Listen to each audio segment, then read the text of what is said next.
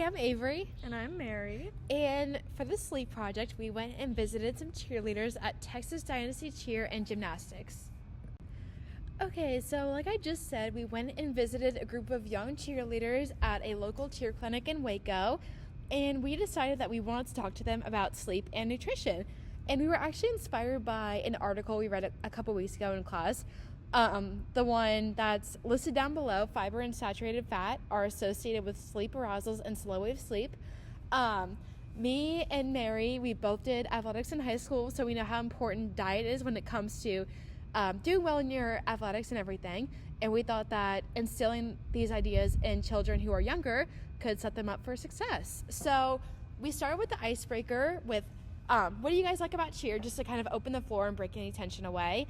And then they gave us some responses like, oh, like we love it, we get to see our friends, put on makeup, go on stage, that sort of thing. And then we asked them, how do you think they get better at it? And they gave us some responses you would expect, like, oh, you stretch at home and you go to practice and you try your best. And then after we collected some of those responses, we were like, did you guys know that you could actually get better at cheerleading through sleeping? And they were all pretty surprised, and they were a little skeptical at first. So that was when we began our talk, and basically we began by just kind of explaining the sleep stages, and we really focus on slow wave sleep because that is when your body is recovering physically as well as building up your immune system. So that was what we really harped on when talking about athletics and everything like that.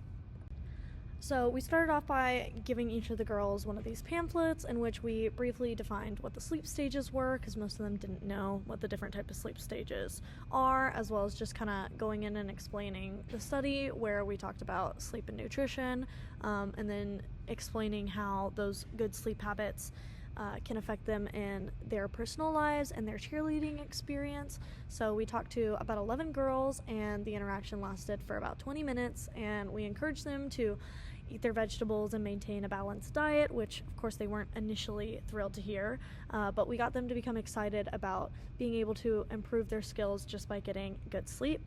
And then we left them with these pamphlets. That way they would have something to take home and hopefully look back on and just get them excited about good sleep being able to better their lives and their cheerleading experience. Okay, so overall, this project taught us how to adapt to an audience pretty quickly and to meet the needs of different listeners. Originally, when we had scheduled this, when I had called to ask about it, they said that we'd be talking to high schoolers, so that was kind of what we expected going in. So we were a little bit surprised when we saw a bunch of younger girls. It wasn't a problem because overall it taught us how to engage with an audience that was a lot younger than us. And it was just fun talking to kids because they get pretty excited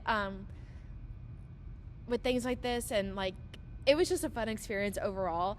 And I also learned, and this was something surprising, that they're more receptive to do things they don't typically want to do if it's directly connected with their benefit and you make that known.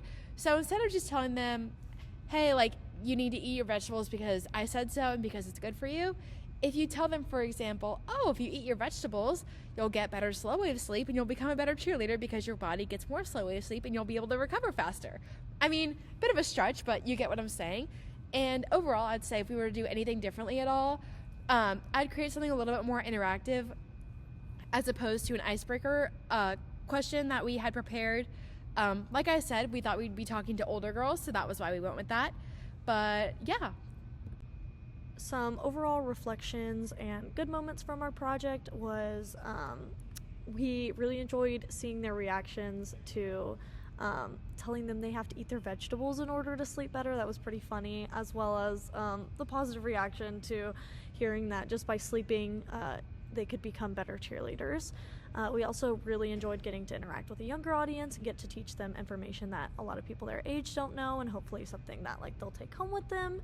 As well as like a cheer mom had stopped us and asked what we were there for and said that they were extremely grateful when they learned that their daughter would be in the group receiving the lecture, because her daughter was claimed to be a very picky eater, so she was hoping that that would help with her diet issues. But overall, it was a good experience and something we definitely do again. Okay, guys, that's the end of our presentation. Thank you for listening. Thank you so much.